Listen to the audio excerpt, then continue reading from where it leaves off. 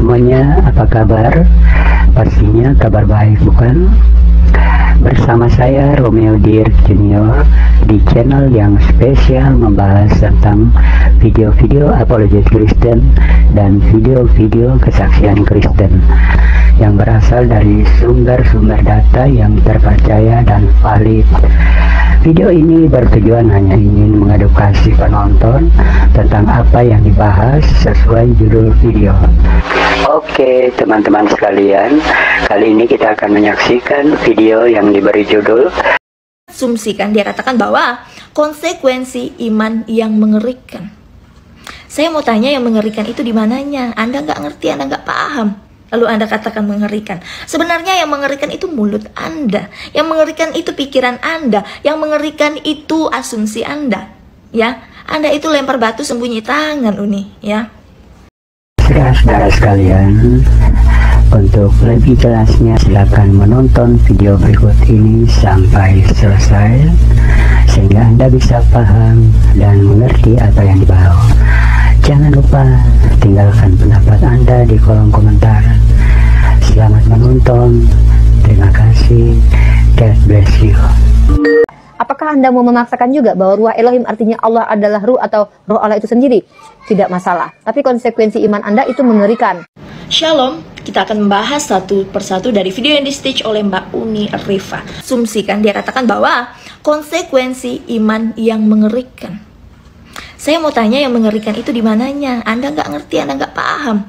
Lalu Anda katakan mengerikan. Sebenarnya yang mengerikan itu mulut Anda. Yang mengerikan itu pikiran Anda. Yang mengerikan itu asumsi Anda.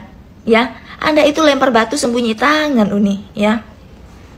Oke, akan saya bahas satu persatu ya. Biarlah dari semuanya ini firman Allah yang menjawab Anda. Ya. Pertama, Anda katakan tentang Ruhullah dan Baitullah itu sama.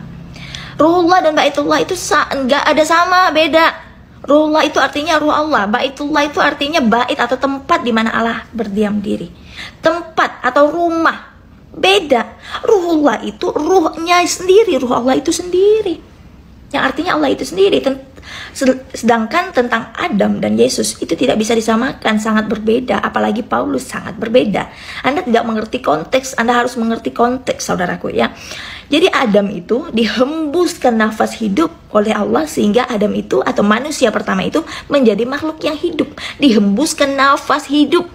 Sedangkan Yesus ya dikatakan di dalam Lukas, salah satunya ya di dalam Lukas 1 ayat 26 sampai 50 jelas dikatakan bahwa Roh Kudus ya, Roh Kudus artinya Roh Allah itu sendiri, nggak ada Roh Kudus selain Roh Allah ya.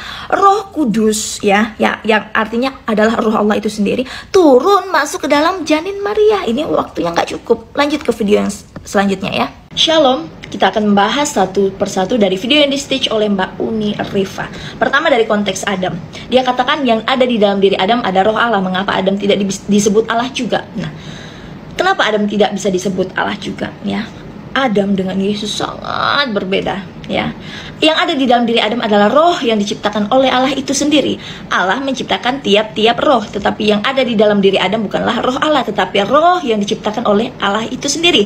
Seperti manusia, semua manusia mempunyai roh, tetapi yang ada di dalam diri manusia bukan roh Allah itu langsung. Kalau roh Allah langsung ada di dalam diri manusia atau Adam, manusia tidak bisa berbuat dosa karena roh Allah itu adalah kudus ya. Tetapi yang ada di dalam diri Adam dan manusia lainnya adalah roh yang diciptakan oleh Allah itu sendiri ya.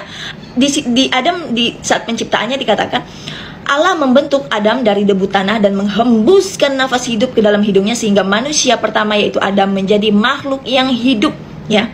Bukan roh Allah yang masuk, tetapi Allah menghembuskan nafas, Allah menciptakan roh itu ya. Tetapi Yesus tercatat di dalam Lukas 1 ayat 26 sampai 50, bisa baca sendiri ya. Tepatnya di ayat 35, Gabriel berkata kepada Maria, Roh Kudus akan turun atasmu. Roh Kudus adalah roh Allah itu ya. Roh Kudus turun, berasal dari surga, turun ke dunia, masuk ke dalam janin Maria. Bukan roh yang diciptakan, tetapi roh Allah itu langsung turun ke dalam janin Maria. Nah, di ayat 32 dikatakan ia akan menjadi besar dan akan disebut anak Allah yang maha tinggi. Nah, Anda jangan pakai pikiran sendiri, jangan asumsi sendiri kalau nggak ngerti ya. Anak Allah yang dimaksudkan di sini bukan berarti Allah beranak ya, seperti anak kunci bukan berarti kunci beranak, seperti anak tangga bukan berarti tangga beranak. Anak Allah yang dimaksudkan di sini adalah berasal dari Allah ya. Lalu dikatakan kerajaannya tidak akan pernah binasa, kerajaannya akan kekal selama-lamanya. Kerajaan yang tidak binasa adalah kerajaan surga. Jadi Yesus adalah pemilik kerajaan surga, saudaraku. Lalu tentang statement Paulus ya, Paulus itu Anda harus cari tahu siapa itu Paulus ya. Kalau saya jabarkan di sini nggak cukup waktunya ya. Jadi setiap orang yang percaya, termasuk Paulus, termasuk kami yang percaya kepada Yesus ya, dia akan dituntun oleh kuasa Roh Kudus ya. Roh Kudus akan masuk di dalam setiap orang yang percaya, termasuk Paulus, untuk menuntun mereka ke dalam kebenaran. Ini waktunya nggak cukup. Lanjut video yang di-stitch oleh Uni Rifa dalam konteks Paulus. Uni berkata pernyataan Paulus yang menyatakan di dalam dirinya ada roh Allah. Apakah Paulus dapat dikatakan Allah juga? Tentu tidak. Pernyataan ini dinyatakannya setelah ia menerima Yesus Kristus sebagai Tuhan dan Juru Selamatnya pribadi dan dibaptis. Makanya apa yang diajarkannya adalah pengajaran tentang Yesus, keselamatan tentang Yesus, dan apa yang Yesus kehendaki. Paulus juga menyatakan di dalam Galatia 2 ayat 20, tetapi aku ini bukan lagi aku yang hidup, melainkan Kristus yang hidup di dalam aku. Jadi baik Paulus, saya, ataupun orang Kristen lainnya yang sudah terima Yesus sebagai Juru Selamat dikaruniakan kuasa Roh Kudus. Untuk apa? Untuk menuntun mereka di dalam kebenaran. Kalau ada yang bertanya mengapa orang Kristen masih ada yang jahat dan berbuat dosa, ya karena mereka diberi hak untuk memilih. Apakah mereka mau memilih kuasa yang sudah dikaruniakan kepada mereka untuk menuntun mereka di dalam kebenaran, atau mereka mau memakai kuasa roh jahat yang menuntun mereka di dalam kebinasaan? Itu tergantung dari mereka sendiri. Kembali kepada Paulus yang sudah menerima kuasa Roh Kudus atau Roh Allah, itu bukan berarti dia berasal langsung dari Allah atau bisa disebut juga dia sebagai Allah. Tidak. Baik Paulus ataupun manusia yang ada di dunia ini, semuanya masing-masing memiliki rohnya sendiri yang sudah diciptakan dari Allah. Di dunia ini hanya satu yang berasal dari Allah, saudaraku, yaitu Yesus Kristus. Dan itu sudah digenapi di dalam firman Tuhan.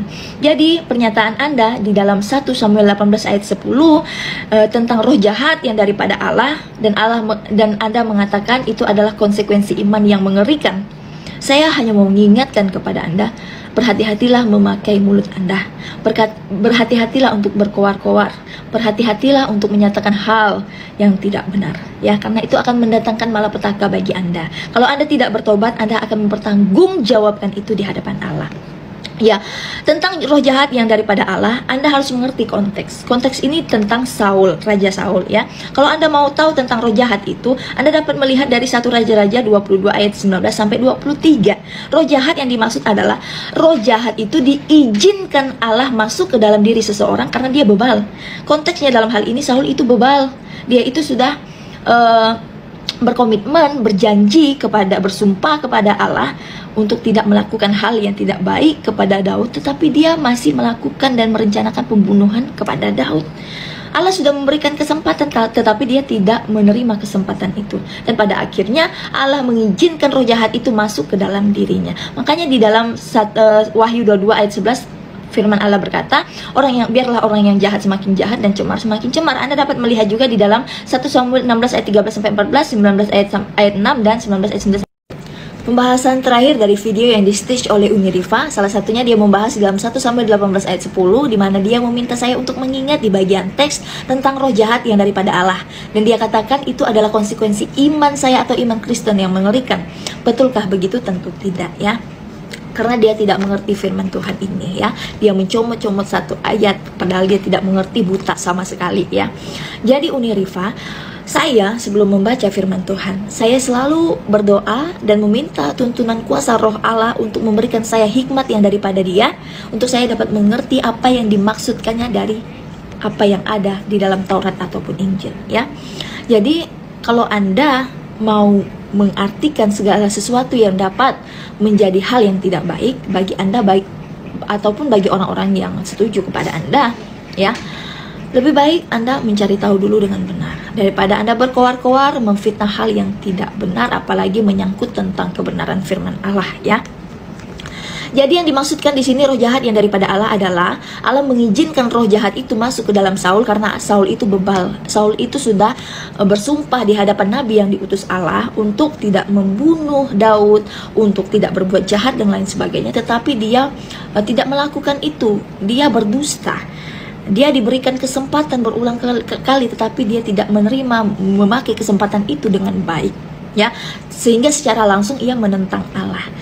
Dan pada akhirnya apa? Allah muak kepadanya sehingga roh jahat itu diizinkan masuk ke dalam dirinya. Makanya setiap orang yang percaya, saya ataupun saudara ya yang mendengar video ini, kalau kita masih diberikan kesempatan kepada Allah untuk bertobat, pakailah kesempatan itu dengan baik. Jangan sampai kita seperti Saul, sudah diberikan kesempatan berulang kali sehingga Allah muak dan pada akhirnya apa?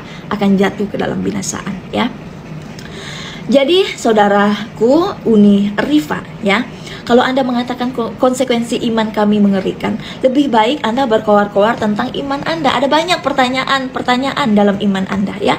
Mengapa wanita tidak boleh sholat Jumat? Kalau kami di Kristen, ya, baik laki-laki perempuan dalam ibadah raya pada hari Minggu semuanya boleh ibadah, ya, baik anak-anak sampai lansia semuanya boleh. Mengapa di dalam iman Anda laki-laki boleh nikah lebih dari 4 kali? Nyatanya perempuan banyak yang tidak mau terima, toh padahal upahnya surga. Banyak yang tidak mau terima. Mengapa boleh dan lain sebagainya, yang ya tidak boleh saya sebutkan, ya. Itu yang harus Anda keluarkan. Jangan iman kami yang Anda tidak pahami. Shalom.